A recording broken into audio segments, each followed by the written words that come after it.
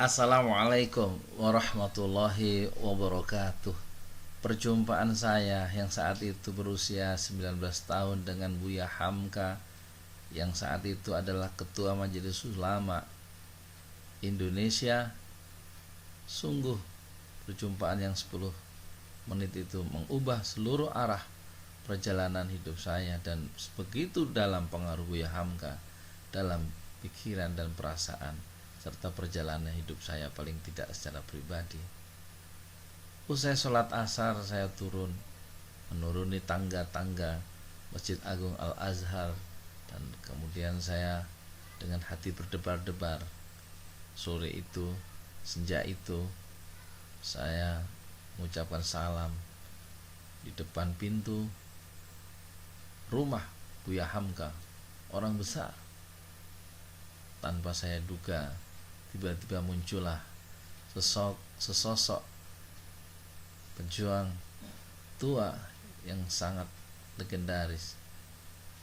Dia berjalan dari dalam, dan saya menunggu di beranda, berkaos putih oblong, tidak berpeci, kemudian bersarung, dan kemudian dia menyalami saya.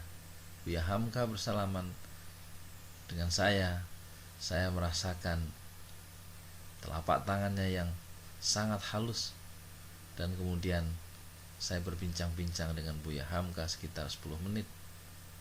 Dan perjumpaan selama 10 menit itu tidak pernah akan saya lupakan. Begitu hebatnya seorang besar sebesar Buya Hamka, yang demikian terkenal dan terpandang terhormat dalam kancah dakwah di Indonesia dan di Asia Tenggara, mau menerima seorang remaja yang ingin meminta nasihat. Dengan tangan terbuka, dengan senyumnya yang selalu terkembang, Buya Hamka bertanya kepada saya, yang saya tidak bisa jawab. Katanya, "Asmanipun sinten?" Maksudnya apa, Buya Hamka? "Nama kamu siapa?" Saya jawab, "Yudi Pramuko." Dan dia tersenyum.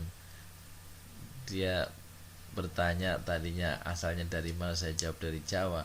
Tapi ketika Buya bertanya dengan bahasa Jawa halus, "Asmanipun sinten?"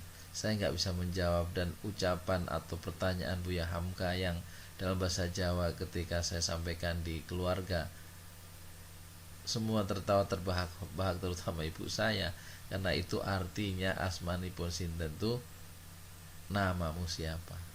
Nah, itulah sekilas perjumpaan dengan Buya Hamka. Dan kemudian pada tahun 2002, yaitu sekitar 40 tahun kemudian atau 30 tahun kemudian, karya saya yang berjudul Hamka Pujangga Besar mendapatkan hadiah, salah satu hadiah terbaik dari IKAPI Jakarta, yaitu Ikatan Penerbit Indonesia Jakarta, karena dipandang bernilai. Dan saya dalam buku yang diterbitkan oleh Rosda Karya itu dan berwarna, itu menceritakan tentang sekilas perjalanan hidup Buya Hamka dengan karya-karyanya dan dengan keistimewaannya sebagai seorang pujangga.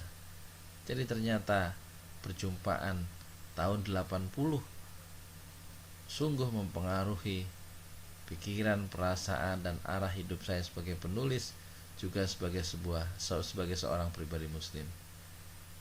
Sungguh perjumpaan dengan Buya Hamka yang jarang dilakukan oleh seorang remaja, tetapi Allah mengizinkan perjumpaan itu terjadi di saat saya sedang galau, kata orang sekarang. Tapi saya dengan kegalauan itu saya menjumpai seorang ulama besar dengan tafsirnya, tafsir Al-Azhar berjumlah 15 jilid yang ditulis di dalam tahanan politik di bawah rejim Soekarno. Tapi di dalam tahanan itu Buya Hamka mengeluarkan energi terbaiknya sebagai seorang penulis besar, yaitu tafsir Al-Azhar, bagian dari karya-karya beliau yang jumlahnya ratusan itu. Billahi taufik wal hidayah. Assalamualaikum warahmatullahi wabarakatuh.